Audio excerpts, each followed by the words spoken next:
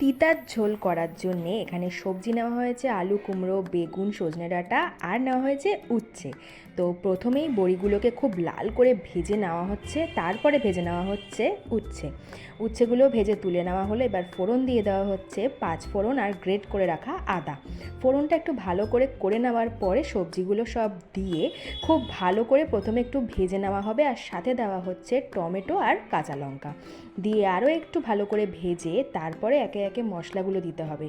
মানে প্রথমে নুন, তারপরে হলুদ, তারপরে জিরের গুঁড়ো, আর সেরকম কিছু মশলা এতে দেওয়া হবে না। এইবার খুব ভালো করে নাড়াচাড়া করে সবশেষে দেওয়া হচ্ছে সামান্য পরিমাণে চিনি, তারপরেই দিয়ে দেওয়া হলো জলটা দিয়ে এবার দিয়ে দেওয়া হচ্ছে ভেজে রাখা বড়ি আর উচ্ছে দিয়ে আরও একটু জল দিয়ে দেওয়া হলো।